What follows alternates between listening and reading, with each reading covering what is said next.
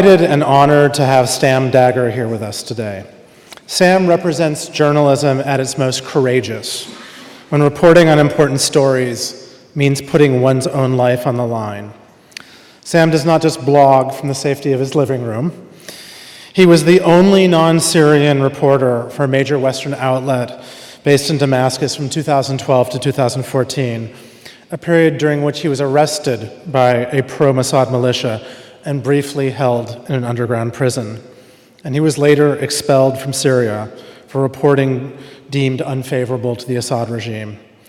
Sam has been reporting on the Middle East for more than 15 years for the Wall Street Journal, the New York Times, the Christian Science Monitor, Agence France Presse, and most recently, The Atlantic.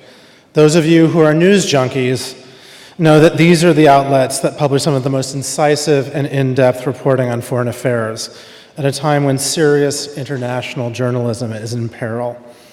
In addition to Syria, Sam has covered the conflict in Iraq, the Arab Spring uprisings, and Libya. As a testament to the significance of his work, that the Wall Street Journal nominated Dagger's work from Syria for the Pulitzer Prize and other journalism awards.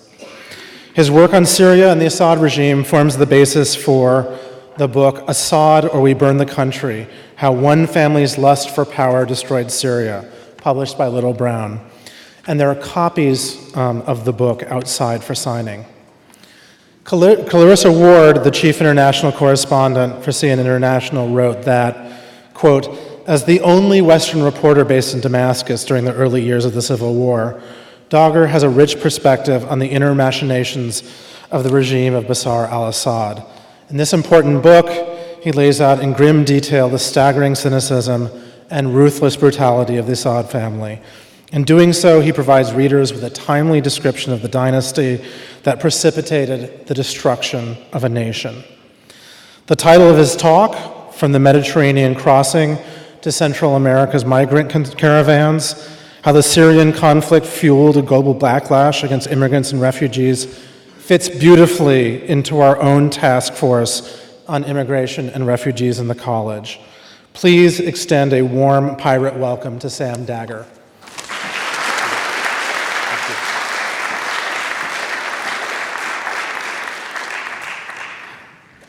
Thank you, Dean Shoemaker, for that introduction, and welcome everyone. Thank you, Director of Faculty Development, Mary Balkan, Professor Gail Vignola, and other esteemed members of the faculty and the students and the guests who are with us tonight.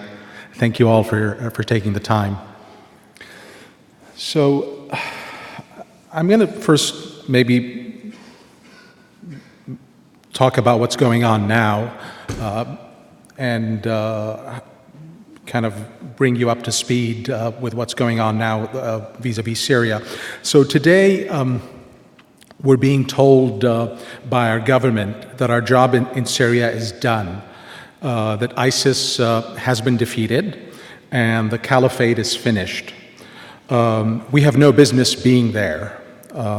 We're also being told that the current ban on refugees from places like Syria and the extreme vetting of all those who want to enter the U.S. From these countries would protect us from the terror attacks and the refugee crisis that hit Europe a few years back. Notwithstanding, of course, the fact that domestic and homegrown terrorism and extremism is currently the #1 threat facing Americans, not people coming from outside. And we're being told by some of the Democratic presidential candidates that the U.S. wanted to topple Bashar al-Assad, and that everything bad that happened in Syria and the region in Europe, the refugee crisis, the rise of ISIS, was because we had embarked on another regime change adventure in the Middle East. All of these assertions, though, whether they're coming from Republicans or Democrats and other people, are false. And I will show why in the course of this talk. For all of us here, Syria, I would say maybe the majority of us, Syria is a distant place, a faraway place, convulsed by a complicated, multi-layered war that we're barely able to comprehend. The back and forth since last December over the few hundred U.S. troops in Syria and the announcement by Trump on Sunday that he was ceding northern Syria to Turkey hardly registers with most Americans.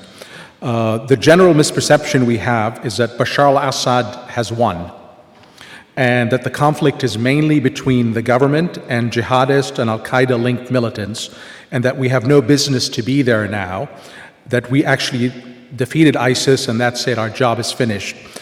President Trump recently said, let them fight each other.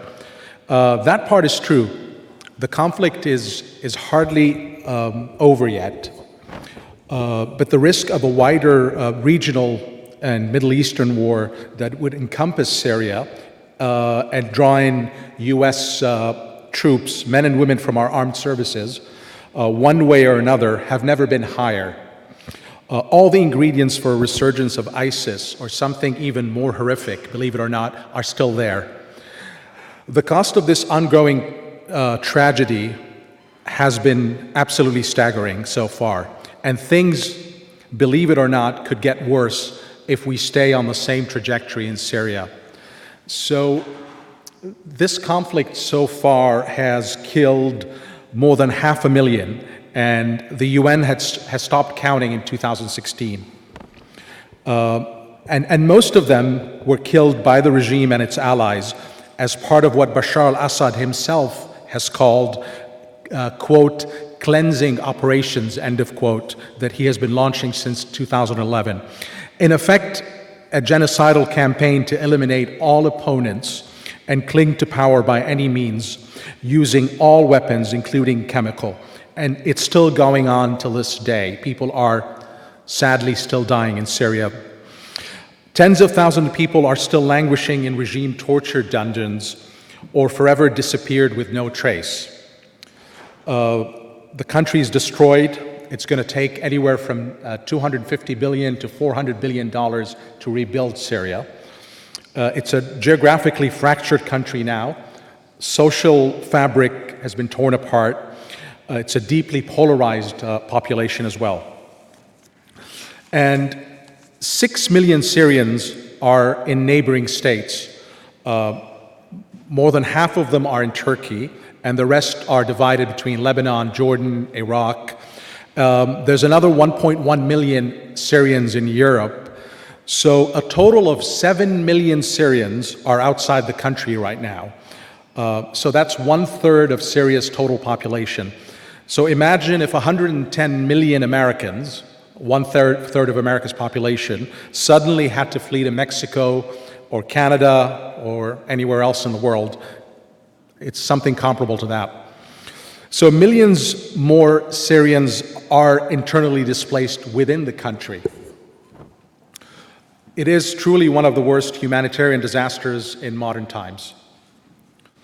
Bashar al-Assad is still there, but only because of the protection and presence of his two main patrons, Iran and Russia, who have their own agendas in Syria. Russia is expanding its military bases in Syria, and it's also looking to reap the rewards of its involvement. So most of the Russian bases are on the Mediterranean coast. That whole green part is controlled by the regime and its allies. So it would be basically west of that on the coast are where the Russian bases are. And this gives Russia a highly strategic presence in the Mediterranean. The Iranians are also there. And Iran is entrenched inside Syria. So basically the green is regime, Russia and Iran mainly. And Iran sees the regime as crucial for its broader regional strategy. Israel, America's ally, is bombing Iran in Syria to compel it to leave. This is going on right now. Any mistake could potentially draw in the U.S. The U.S. has also sided with Israel and Saudi Arabia to confront Iran region-wide. And Syria is one arena in this confrontation. Other battlegrounds include Yemen, Lebanon, Iraq, and other places. Turkey, a neighbor of Syria to the north, you see Turkey up there, is a member of NATO and traditionally a U.S. ally that has moved closer in recent years to Russia. It wants to create what it calls a safe zone inside northern Syria, and under the pretext of repatriating millions of refugees it's hosting at the moment.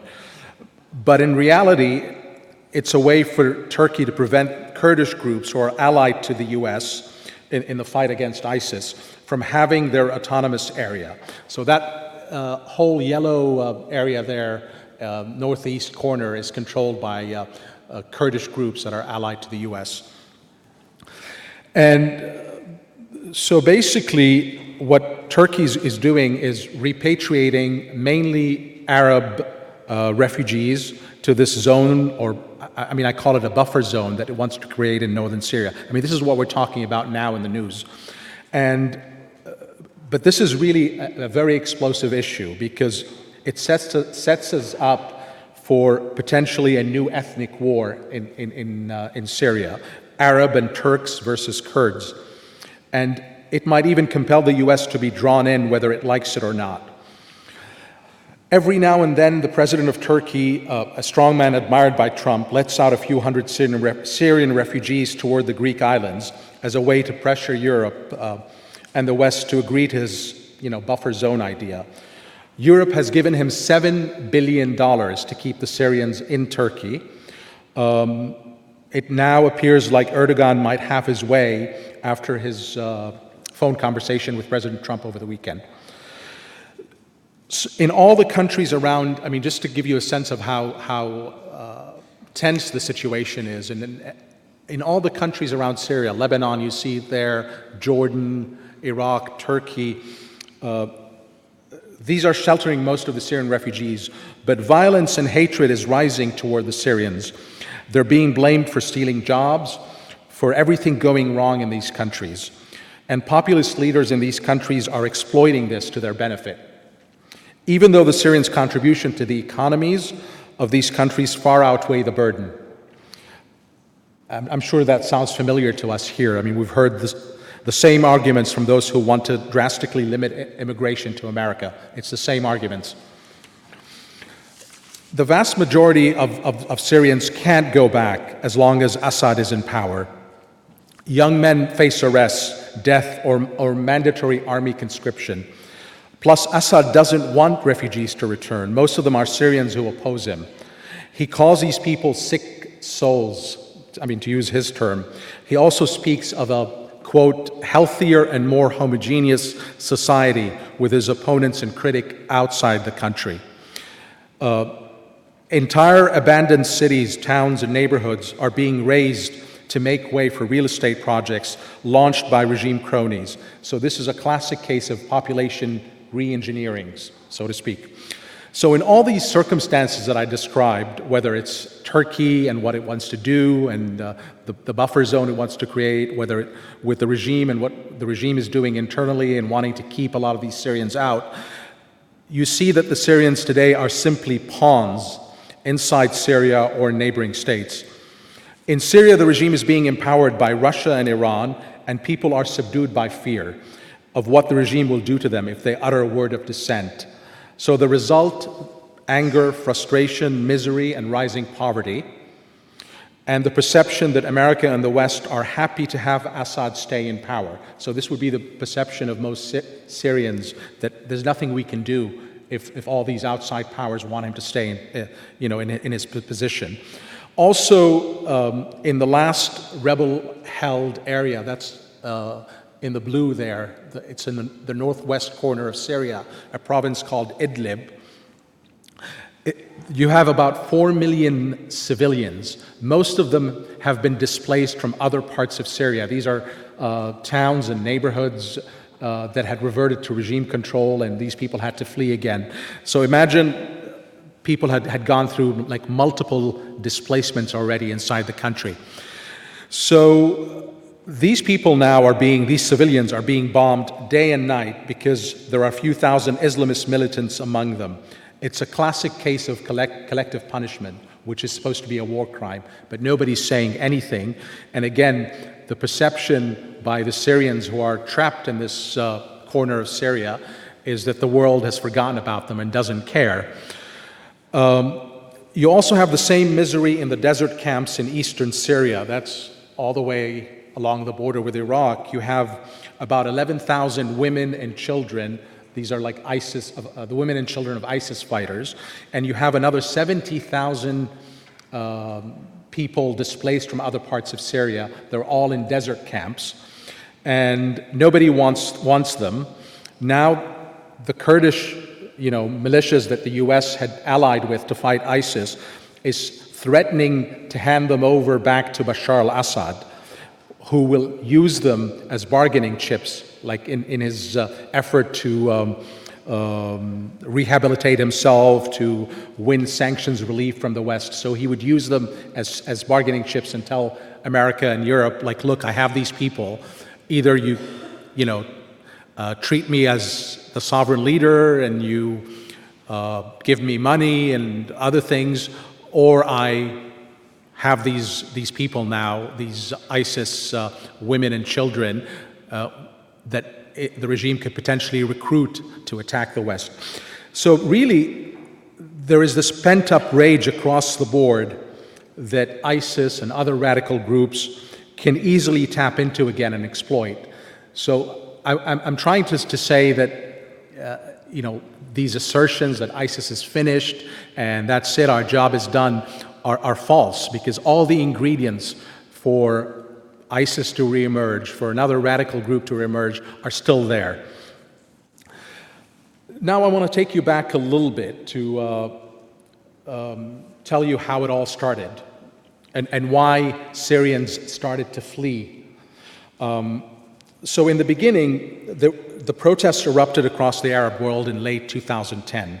First you had Tunisia, then Egypt, Bahrain, Libya, Yemen, and the rest of the Arab world.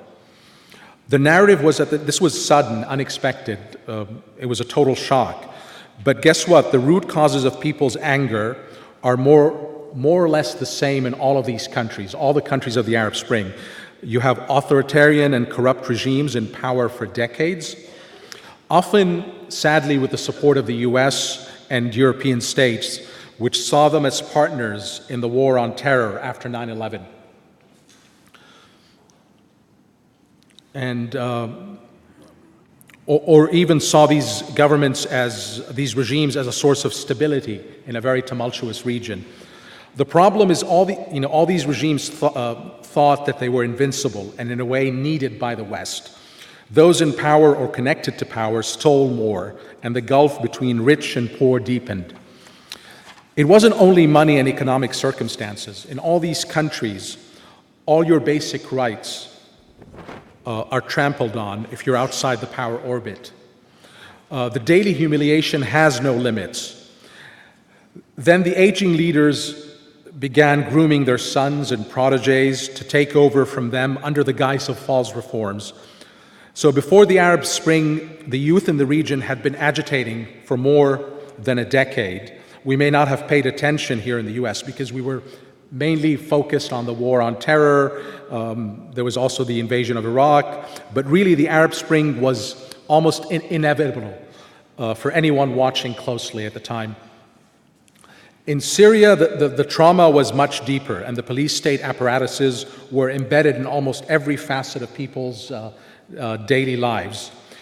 By the start of the Arab Spring, the Assad family had been in power for 4 decades. It had already honed its manual to face any internal and external challenges.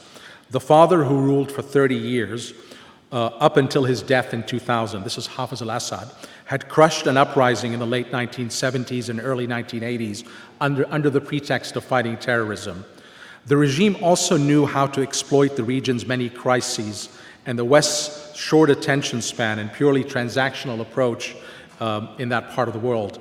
For example, when the Syrian regime felt threatened by the invasion of Iraq in 2003 and the toppling of Saddam Hussein, what did the Syrian regime do? It began supporting the Iraqi insurgency, both the Saddam loyalists as well as the fledgling Al-Qaeda franchise in Iraq. So what the regime was effectively doing was sending suicide bombers to Iraq in that decade from 2003 to 2010 to kill Iraqis and American soldiers. The thinking of the regime was that if America sunk in the mud of Iraq, they would think twice about coming after him.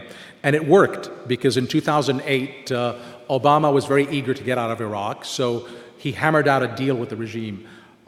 We will do nothing to threaten your power, but help us stabilize Iraq, stop supporting the insurgency, stop supporting Al-Qaeda. So at the start of the Arab Spring, the regime felt invincible. It felt the West needed this regime, and in fact, Bashar himself in 2010 was feted as a reformer. But the situation at home was almost like a pressure cooker. People took to the streets to protest, but from day one being March 18, 2011, the orders coming from Bashar and his brother and cousins were to shoot to kill protesters. They thought they could nip this whole thing in the bud and scare people off the streets. It didn't work. They kept killing more people.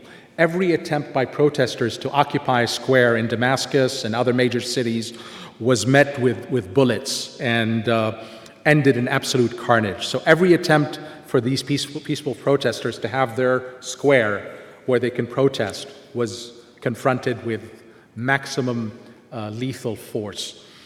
And the regime chose to go first and hardest after the peaceful protesters. These are tech-savvy, youthful, and smart organizers, like many of you here in this room. So they posed the greatest threat to him. So some of these activists began to flee to neighboring countries. So this is the beginning of the exit. A lot of these people who feared that the regime was going to arrest them or kill them started fleeing. The ones that stayed were tortured. Often they were returned as corpses to their families. It was a warning to these communities, like, if you keep protesting against the regime, this is what will happen to you. So more people started fleeing. At the same time all of this was happening, the regime freed militants and Al-Qaeda suspects from prison to poison the uprising. The first thing these people did upon their release was set up armed groups to fight the regime. At the same time, the army was unraveling. Soldiers and junior officers were deserting, defecting. They also began to form groups to fight the regime. You might have heard of this term, the Free Syrian Army. So this is what it is, defectors and deserters. And they wanted to defend their communities, but the regime was deliberately targeting these communities and killing civilians and defectors alike. And so what happened was the circle of bloodshed widened. There was a chance in 2012 to have safe zones inside Syria where these communities that had slipped out of the regime control could manage their own affairs. But Obama and the Obama administration rejected that because they felt any intervention would be a prelude to an Iraq-like intervention. So they wanted to stay away. The situation became a full-on war. You have Iran and Russia supporting the regime. On the rebel side, it wasn't the US that was providing most of the support. It was America's allies in the region, like countries like Saudi Arabia, Qatar, and Turkey. But these countries were competing to take over the opposition. So they were competing with each other by giving out money and weapons to their favorite, rebel group. Unfortunately, some of these rebel groups turned into mercenaries for these countries. And in tandem with that, the regime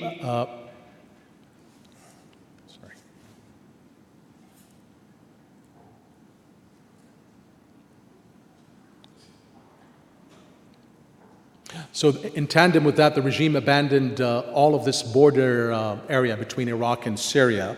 And guess who filled in the vacuum, the void? It was groups like Al-Qaeda in Iraq and then soon to become ISIS. So there's no proof that Bashar was controlling ISIS directly, but he almost spoke and acted in sync with them. So 18 months before the first attack, terror attack in Europe, Bashar was threatening the Europeans and saying, there's going to be terror attacks unless you stop backing the opposition. The situation became a complex war with many outside players. ISIS rose, began to commit these horrific atrocities and videotape them. We were all fixated by that. We forgot about Bashar al-Assad, we forgot about how it all started, and ultimately, Bashar and his backers succeeded in making Western powers choose between him or ISIS and the chaos.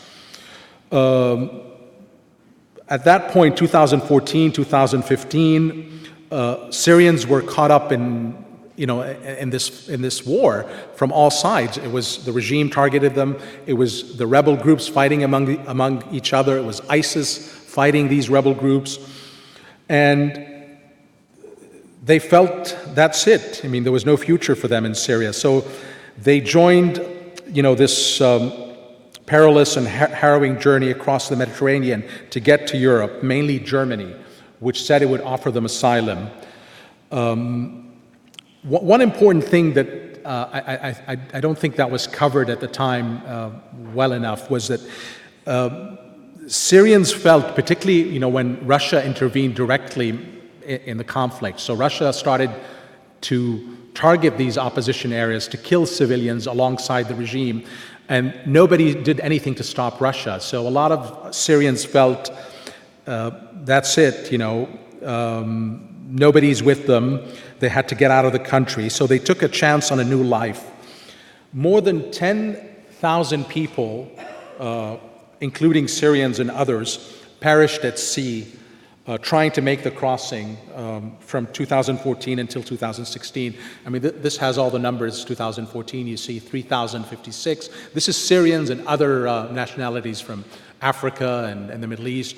2015, 3,400. And you see even now, from January 1 until October 6, people are still dying trying to make that dangerous journey across to Europe.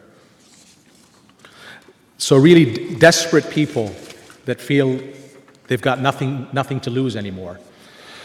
And to illustrate what I'm saying in terms of why people left, and I'm going to give you an example. This is a character in my book. Her name is Sally Masalme. She's 18. So when the uprising begins in Syria, she joined the protesters. She felt this was a chance for her to find her voice, find her identity. But Assad declared war on people like her and the community she belonged to. So along with her family, she fled to Jordan in 2013. So Jordan is Syria's neighbor to the south. Then when part of her hometown, Daraa is her hometown, part of it was liberated from the regime, she decided to come back to Syria. So this is a refugee returning to Syria. She defied her mom and dad and her family and went back. She wanted to help out in any way she could, because now these communities were trying to manage their own affairs independent of the Assad regime. So there were schools to teach children, there was local councils to channel humanitarian aid and help people deal with their daily needs. So she was involved in all of that, and she found a new purpose in life. But the regime wasn't going to allow her and others to slip out of his control. So when she went back to Syria, she watched as her friends and even her own brother died in front of her own eyes.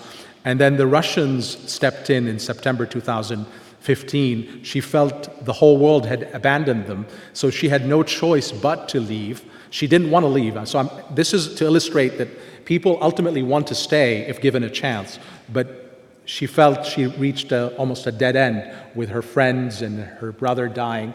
So she joined this exodus and now she's in Germany, in an island far away in the Baltic Sea. But her husband is working, she's about to start college, but not a day goes by that she doesn't think about her homeland and returning one day. So really, refugees do want to go back if they're given a chance. Syrians and other immigrants were, for the most part, initially embraced in Europe, especially Germany. But the problem is their arrival coincided with the terror attacks that swept Europe at the time. One city after another in Europe. I mean, I don't have to tell you, you remember all of that. And all the attacks were either attributed or claimed by ISIS. The immigrants had nothing to do with these attacks, but far-right parties, neo-fascist parties in Europe, latched on to the idea that Europe was being invaded by Muslim terrorists. They capitalized on the Syrian presence to further their own agendas. So this really spawned xenophobia and hatred toward anyone that looked or spoke differently, whether they were recent arrivals or people who were born even in Europe, but had roots in the Middle East. And then far-right parties now dominate or are key members of coalition governments in Austria, Denmark, Hungary, Italy, and Switzerland. They have scored big gains in France, Germany, and Spain. One of the arguments made in 2016 by those pushing to get the UK out of Europe, what became known as Brexit, I mean, we're still talking about it in the news, the UK is still trying to conclude that, was that but one of the main arguments that these Brexiteers made was that the UK had to take control of its own borders, that staying in the European Union would mean that the UK would be overrun by immigrants coming via Turkey. I'm sure this sounds familiar to us here as well, this idea of invasion. We heard the same poisonous rhetoric here in the US in the lead up to the 2016 elections. Sadly, President Trump and his surrogates were saying that a vote for Clinton and Democrats would flood the US with immigrants from Latin America and Syria. I'm not going to repeat the horrible things they said about Syrians, but the fear-mongering did work here in the US as well. So you see how it kind of like moved from Europe, coming here to the US now. The same fear-mongering has underpinned all anti-immigration moves we've seen so far, whether it's the ban on people coming from predominantly Muslim countries, the severe restrictions being placed on immigration and asylum seekers, the slashing of the number of refugees admitted to the U.S., the lifting or threats to lift temporary protective status, TPS, for immigrants from certain countries, including Syria, the ICE raids and what we've seen unfold at the southern border, separation of children from their families, all of that really was fueled by the lies and rumors that were spread and are still sadly being spread about the Middle Eastern terrorists trying to infiltrate those migrant caravans that converged on Mexico. So in 2016, the U.S. resettled 12,500 refugees. In 2018, that number is 62. So from 12,500 in 2016 to just 62 in 2018. Despite all of this, despite the challenges and the backlash and poisonous environment, Syrian refugees here, I mean the small amount of refugees that we have here or in Europe where we have 1 million plus, Syrians are excelling. They are studying, working, contributing in amazing ways to these societies. I personally know a Syrian refugee in Germany, in Berlin, who became the director of the prestigious Gorky Theater in Berlin. This was a refugee. Here too in the US, Syrians are excelling, they're working hard. In most cases, they're rebuilding their lives from scratch, from nothing. And I'm going to share with you another story, and I'm going to illustrate this with some photos.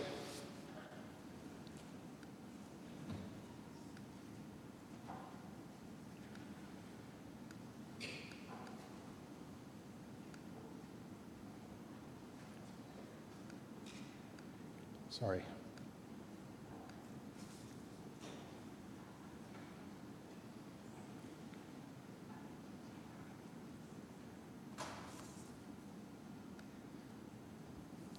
So this is someone I will just call H, because she still has family back in Syria, in regime-controlled areas. Even outside the country, Syrians still fear what this regime could do to them and their families. So H was an English teacher. Before the uprising, she worked very hard, like all Syrians, to improve her lot. Besides her job, she did private tutoring. She was married with 2 sons. H is Christian. She's from the central city of Homs.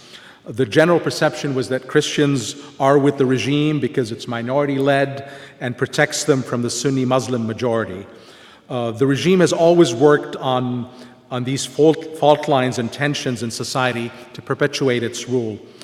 When the uprising started, H, a Christian Syrian, cheered the protesters and hoped things would change in Syria.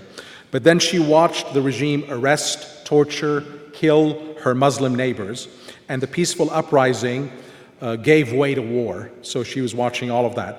Her home that she had spent pretty much all of her life's savings to buy and furnish was on the front line in the battles between the regime and the rebels.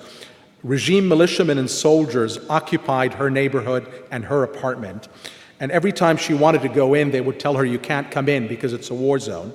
So finally, when the regime regained control of all of Homs after a two-year siege where food and medicine was denied to these communities that are under siege, H managed to go back for the first time to her apartment, and I accompanied her on that sort of journey. And these are some of the photos, from that journey that we took together. So this is the balcony of her apartment. This is the view from the balcony. So this is how it looks like, completely deserted.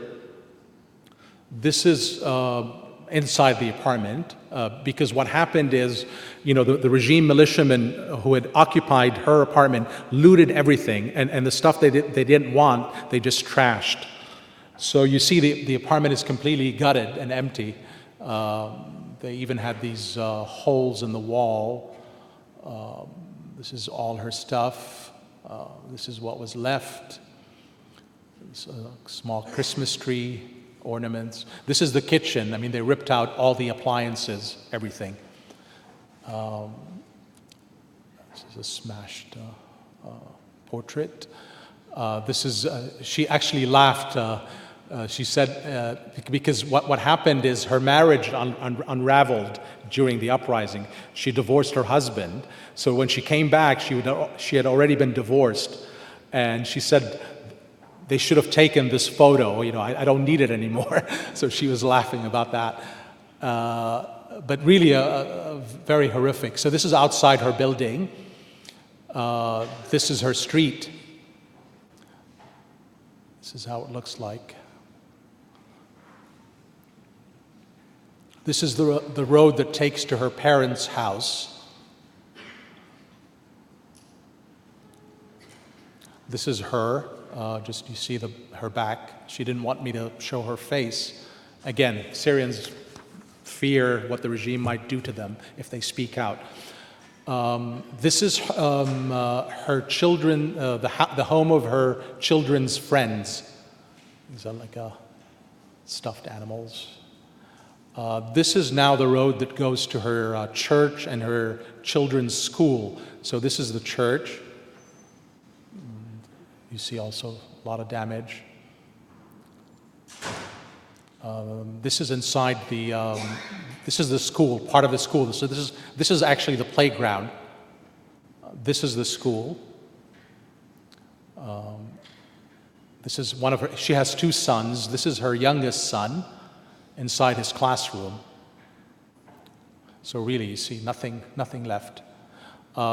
This is one of the things they kept. This is part of the regime propaganda that they try to feed, all kids in schools. So that was still there. And this is our son in his classroom, empty benches. This is also another place further down. This is, utter devastation. And what these militias did, after looting all the contents of these apartments, oftentimes they would set them on fire because they don't want people to come back. So people flee, they're now refugees outside Syria. The regime doesn't want them to come back. So what they do is they loot everything, then they set these homes on fire, and then they proceed to write this graffiti, which is the title of my book, basically. They say, either Assad or we will burn the country. So, I kept seeing that graffiti everywhere in all the areas that were reverting back to regime control. So that's the title of the book. So what happened to H, she returned to find her home completely looted. She felt she had no option left, after she divorced her husband, but to join the exodus of people who were going to Europe. So she ended up in Greece first, and then onward to the Netherlands, where she was granted asylum. She managed to bring one of her children, the one you saw in the photo, the youngest kid. The other kid stayed with his father back in Syria. She met another refugee like her in Holland. They married, they're living together. I went to see them. They live in a suburb of Amsterdam. Both are completely fluent in Dutch now. They can write Dutch, they can read, they can converse in Dutch. Both of them are working. Both of them are earning their own living, so they're not dependent on what the Dutch government gives them. Both of them are volunteering to help the elderly in their communities. So you could see refugees are trying to do something good, in the new places that they're calling home. So still, the millions of Syrians scattered around the world yearn to go back home one day. But many can't go back as long as the regime is in power. In 2018, the Russians tried to sell this idea that the Europeans can repatriate the Syrians, back to regime-controlled areas. Because the Europeans felt they have a refugee problem. Again, what I just described about the rise of the far right and all the stuff that was happening in these societies in Germany and France. So Russia came to Germany and France and said, we'll help you move all of these Syrians back to Syria, but on one condition. You have to normalize your relationship with Bashar al-Assad, treat him as the legitimate leader of the country again, and also give him money to rebuild. That deal didn't go anywhere, but the regime at the time was saying it will decide how many refugees come back. It will decide what type of people it's willing to accept. So it's not willing to accept maybe a lot of the people that were protesting against the regime. And now today, we're being told that the solution for these people to go back is to have some sort of a new constitution, to launch a political process under the auspices of the United Nations. This is something that the UN and Western powers have been trying to do since 2012, trying to frame it as a political crisis and to solve it with a political solution. But they have failed, and now they're doing the same thing again. The Syrians who are abroad, most of them do not trust the United Nations. They feel the United Nations was somewhat complicit in their suffering, because what happened was the UN, when it based itself in Damascus, was operating by the regime's rules, which is the regime decides who gets food or aid from the UN. So Syrians feel that the UN almost was in partnership. Obviously, it's not the case, but the perception from their end was that the UN was in partnership with the regime in starving them until they surrendered. So I don't think framing it as a constitutional or political crisis is what's going to get people back home.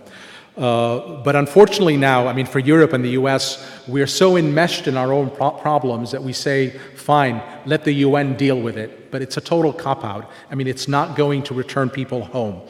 I'm not advocating a military intervention at all. I mean, I've seen the results of military intervention in Iraq. But I think there are other ways the West can help. First, I mean, they need to put accountability. Sorry.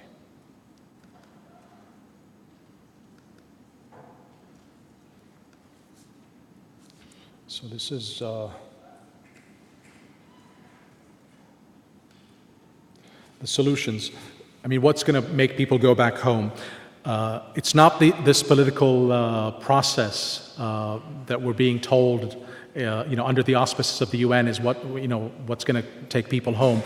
We have to put justice and accountability front and center. I mean, that should be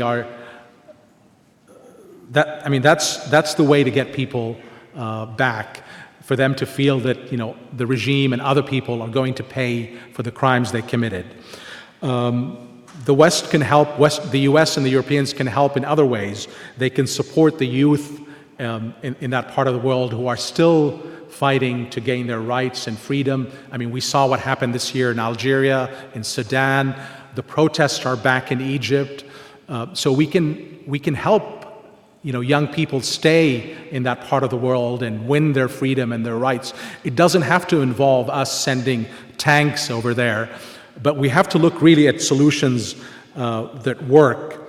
And these are the same solutions that would also keep people in Latin America home, would keep people in Venezuela, would keep people in Central America.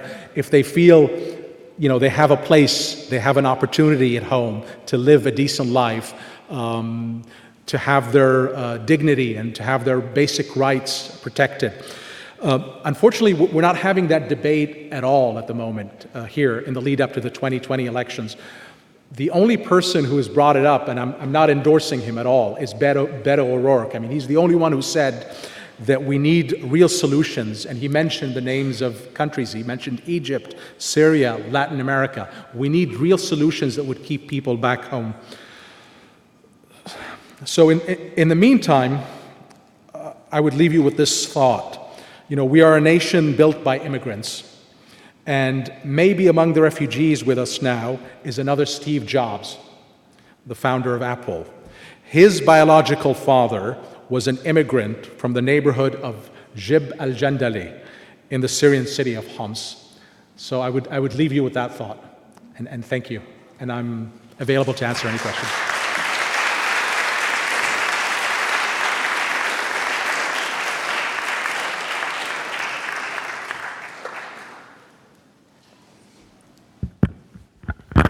Thank you very much for that timely and powerful talk. I assume you're willing to take questions from the audience? Yeah. Okay, great. Pleasure.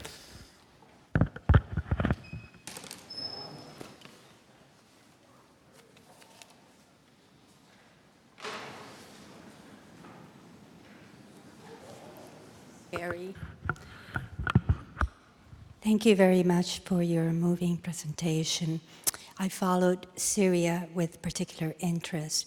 My own family escaped Cuba, and this afternoon I was speaking with an adjunct in the Spanish department who fled El Salvador during the height of the war, and her husband is also Cuban. So if you can almost cross out Syrian and put in different nationalities, and I totally get it.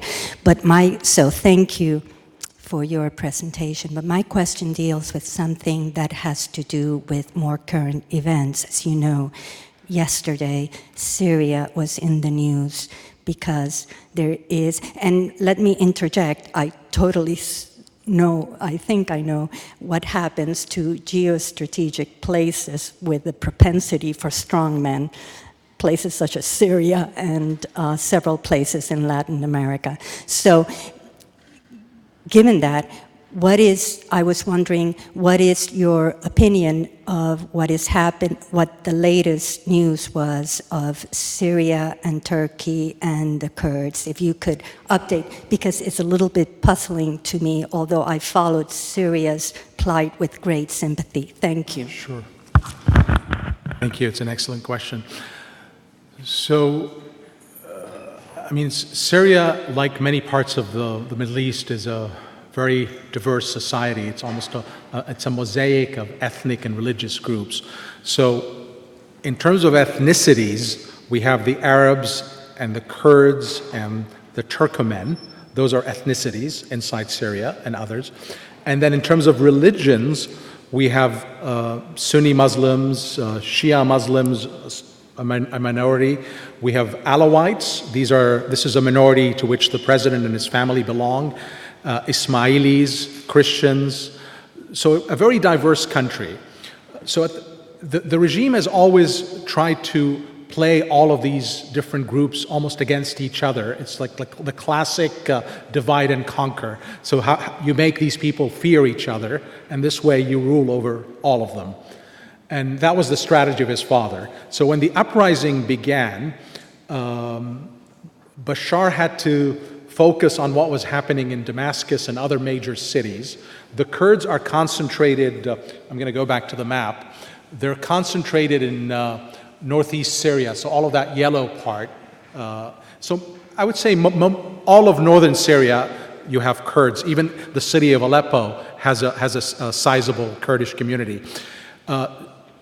So Bashar was busy defending the capital, defending the main cities, and he felt like he couldn't open another front with the Kurds because the Kurds had risen up before in 2004. They had their own uprising.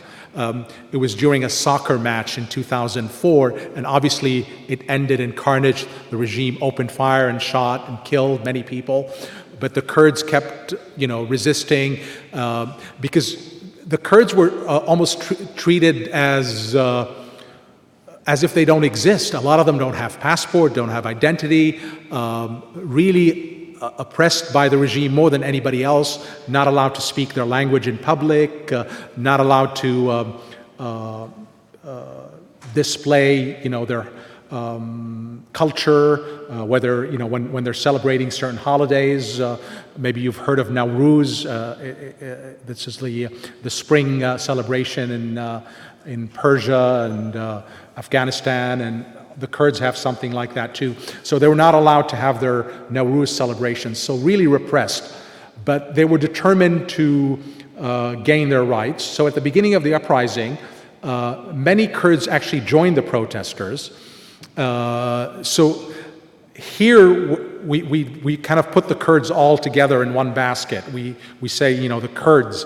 But even in that society, there are divisions. So you had a lot of Kurds who sided with the protesters, but you had one group called the YPG, which is linked to the PKK in Turkey. This is a Kurdish separatist group that's been fighting the Turkish state for decades. So you have this group inside Syria linked to it. They see this as an opportunity for them. What they do initially is they hammer out a deal with the Syrian regime. They tell the Syrian regime, we will protect our area. We will not allow protesters to come out and protest against you, but you will leave us alone and you will allow us to manage our affairs. The regime controls the airport in that area, has a security presence in these predominantly Kurdish cities. And then when ISIS emerged, it went after these Kurdish groups. And it was at that point that America stepped in and partnered with them in the fight against ISIS. So America is partnering with one group among the Kurds, but the group that had all the weapons and power on the ground. This group basically thought that by partnering with the U.S. in fighting ISIS, the U.S. would support it to have its own autonomous zone. So basically this whole yellow area would become an autonomous zone for Syrian Kurds. So that was kind of the quid pro quo in the mind of a lot of these Kurdish leaders. And the U.S. was always vague about it. But we kept saying that we would never abandon them. We would never allow Turkey, because Turkey felt threatened by them. These are like right there across the border. It also sees them as being linked to this group inside Turkey, which is classified as a terrorist organization. So the Turks are very nervous. So they had an incursion, if you remember, last year in Afrin, that's closer to that blue part there, Idlib, and they went in, and now they control that area, which is predominantly Kurdish. And now what they want, what the Turks are thinking of doing, what they plan to do is to populate all of that northern area with Arabs, who are basically, these are Syrian refugees now in Turkey. The majority of them are Arabs and Muslim, to bring them to this area. The Kurds are Muslim too, but you know, the ethnicity differs, the Arabs versus the Kurds. So basically a form of almost population re-engineering to have them as a buffer zone. And I think it would be a recipe for catastrophe, because really we're setting ourselves up for an ethnic war between the Arabs and Turks on one hand and the Kurds. So both are, I mean, Turkey, for all intents and purposes, is our ally. It's a member of NATO. The Kurds are our allies because they helped us fight ISIS. So now we have this potential ethnic war in northern Syria. I mean, this is why I think the situation is very dangerous, and we really have to think this through. I mean, the reports we hear is Trump ceded to the Turks and told them, you go in, establish this buffer zone, do whatever you want to do, it's not our problem anymore. And he's also been, Turkey has been also blackmailing Europe to get its way. So every now and then they would release a few hundred refugees and allow them to cross over to the Greek islands as a message to the Europeans. If you don't allow us to have this buffer zone, we're going to unleash this refugee onslaught towards you again. So that's where we are at the moment.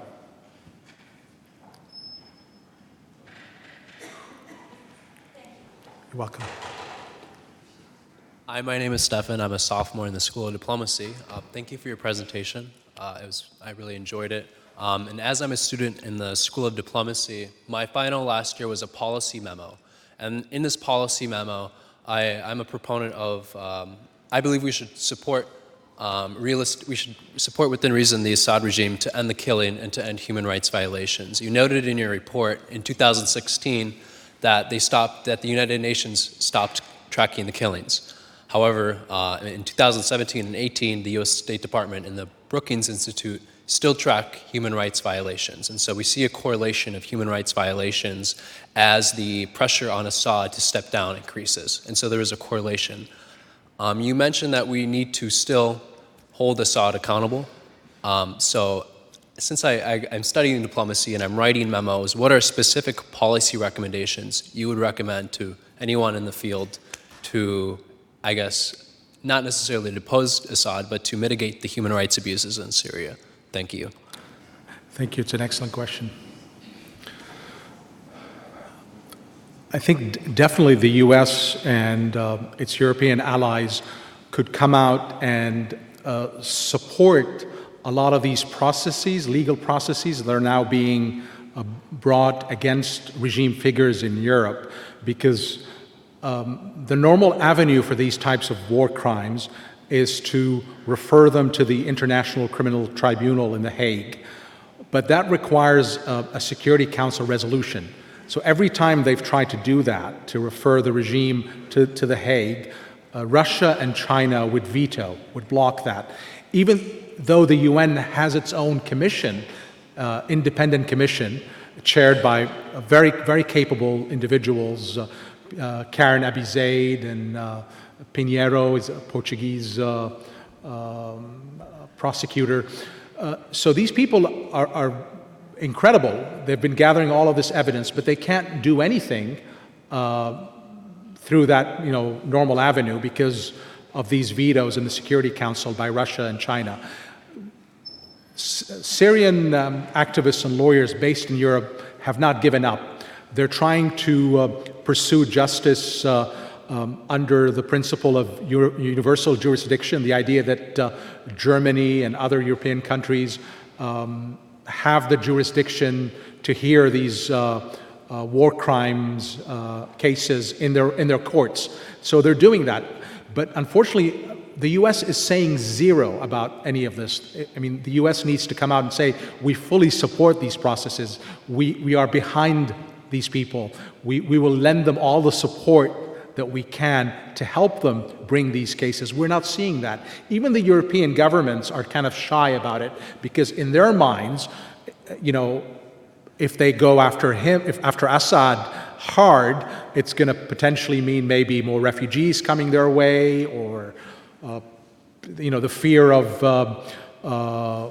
the terror attacks happening again. So almost you see the regime and its allies almost blackmailing a lot of these European countries by saying, don't take these processes seriously, because if you do, you're going to have refugees, you're going to have potentially terror attacks. So that's where we are at the moment. And I think both the US and the European countries could do a lot more to come out forcefully and say they support these legal processes. I mean, that would send a huge message that really we take this seriously.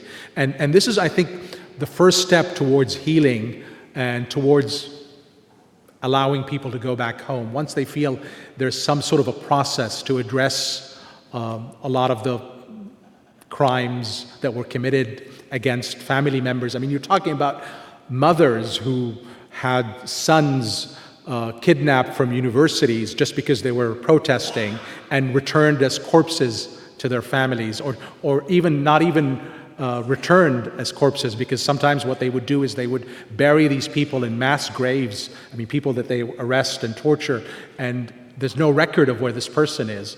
So you can imagine the amount of trauma that's still in this society now as it tries to come out of this. So I think we could do a lot more in that regard, definitely.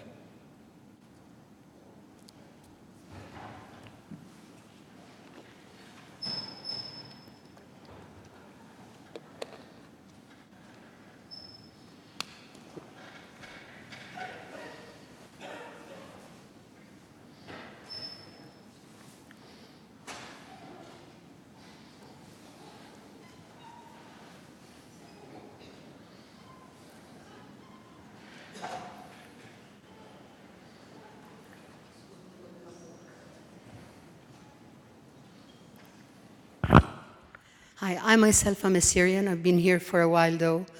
I have a question about ISIS. We in the Middle East have often been accused of being very pro-conspiracy theory. But from observing the way the ebb and tide of the ISIS story in Syria, the way that at times they have been able to receive fleets of Toyota cars that are all branded and colored the same, the way they can withdraw whenever they want, intact at times, that they can become active or inactive again. Stories in the news that they have been actually dealing and wheeling with the regime, selling oil, buying whatever. I have a feeling that this has been used by all parties concerned.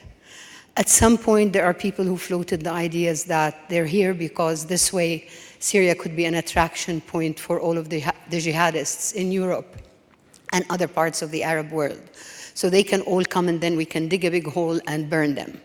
Something of that sort kind of happened, not exactly, but it happened. And the regime, as you said, has unleashed the Zahran Alloush, the three prominent leaders of the Islamist movements at a time when the Michel Kilos and the George Sabras of the revolution were still in the Sednaya prison. So to what extent do you think that there is an unholy relationship between the regime and the Islamist movements, that it has developed at a time when it really used very ferociously to quell the civilian side of this revolution, the side that asked for freedom, for justice, for an end to corruption, for an end to abuses. Is there anything in your study that would kind of not substantiate the conspiracy, but kind of tell us that, yes, there is something that has been manipulated by all concerned to their interest, in case? Thank you for that question. So I would take you back to the invasion of Iraq. I think that was the crucial moment in all of this. So the US invades, it topples the regime, then the insurgency begins. Who's leading the insurgency in Iraq? It's the Saddam loyalists. That's one part of the insurgency. The other part are the Islamist militants. So you have people like Abu Musab al-Zarqawi, a Jordanian who goes to Iraq. So in the beginning, I mean, the Al-Qaeda franchise, if I could, I'll call it just for simplicity's sake, the Al-Qaeda franchise in Iraq went through different reiterations. I mean, initially it was called the Mujahideen Shura Council, and then it became Al-Qaeda in the land of the two rivers, and then it became the Islamic State in Iraq. During that period, a lot of countries, including Syria and the Assad regime, had no interest to see democracy flourish in Iraq, to see actually this experiment working. Saudi Arabia is one country that felt threatened by this. Iran obviously felt very threatened by it because what if the Iraqis succeed, then what's going to stop, the same thing happening in Iran? The Saudis were looking at it nervously as well. The Syrians, who played a key role in all of this, were also fearful that if the experiment works, they might be next, Bashar al-Assad will be next. So what Bashar al-Assad did, he hosted a lot of Saddam's lieutenants. These are top people in the army and the security services. When the US invaded, they arrived in Damascus with like suitcases of cash. This is all documented, this is all facts. And the regime received them and said, you can set up your insurgency back room in Damascus. So basically this is like the command center in Damascus that's kind of overseeing the insurgency in Iraq. At the same time, it started, again, these are the intelligence services of the Syrian regime, it's called the Mukhabarat. They started working with clerics, extremist clerics that were preaching jihad in Iraq. Go to Iraq to fight the Americans. And this was kind of a diabolical, but smart strategy on the part of the regime, because people inside Syria were agitating for change and reform. When he took power in 2000, people thought that something could change, but he crushed that opportunity with something called the Damascus Spring. But people were still agitating for change. So Iraq almost presented the perfect outlet for him. Have all of these young, frustrated Syrians go to Iraq to fight jihad. The Syrian regime would take them in buses to the border and say, Iraq is over there, cross. They even set up training camps on the border with Iraq, training camps for jihadists. They were doing everything to assist these jihadists. People from Europe, like France and Belgium and other countries, would land in Damascus. These are people, this is again, I'm talking about between 2003 and 2007. The Syrian regime would welcome these people and say, you want to go to Iraq? We'll take you there. So it was doing everything to fan the flames of the insurgency. And then we have, in the lead up to Obama's first administration, we have this almost like U-turn. We tell the Syrian regime, help us stabilize Iraq because we wanted to get out of Iraq at any cost. We will do nothing to threaten your regime. And so Bashar, what does he do as a show of good faith? That's what he tells the Americans. He said, I'm going to round up all these people that are coming back from Iraq, people I sent there initially, and I'm going to put them in prison, which is what he did.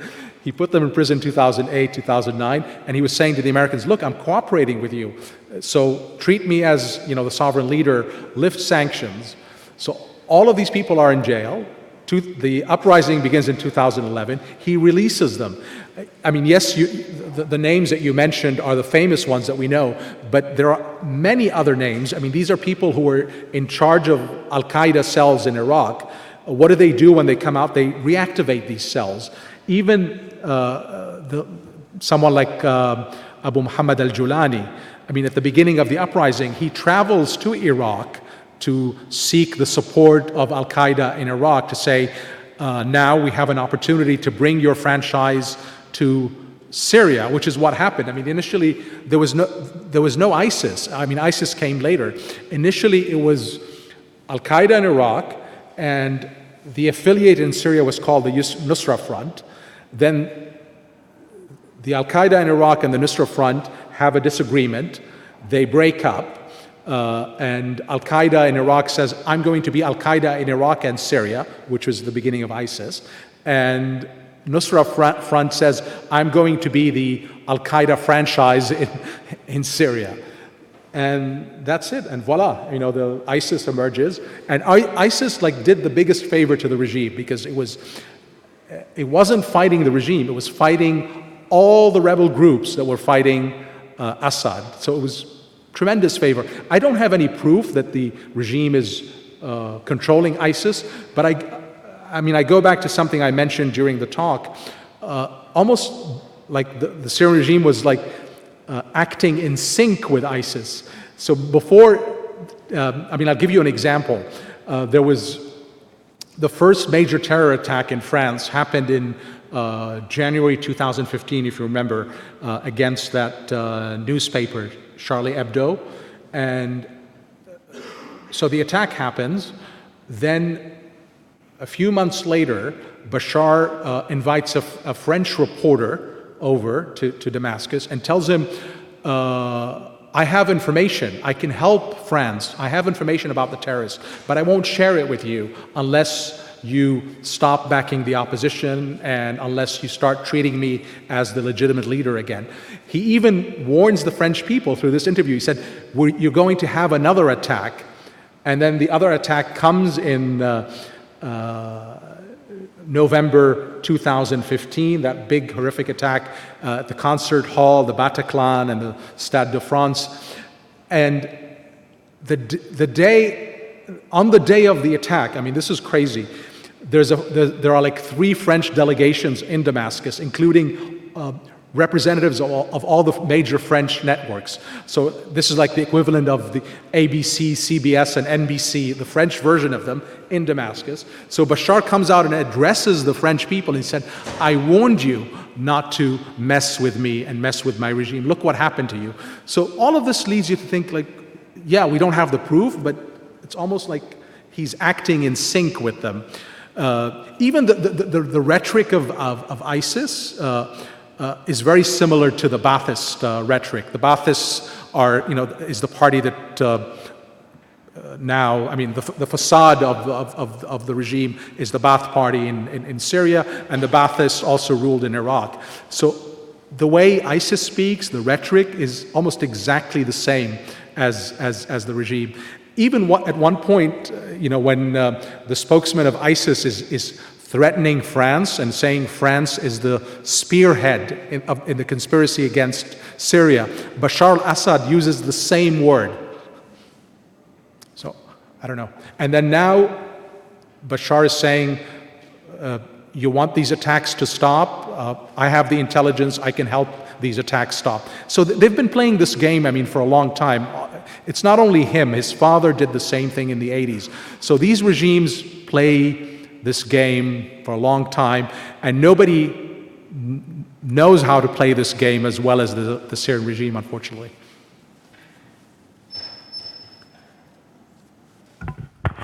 I'm sure that there are more questions, but Sam has been up there for, I think, an hour and 15 minutes now. So I'll ask you all just to give our guest one last round of applause. Thank you. And remind you that there are books to be signed outside. Thank you.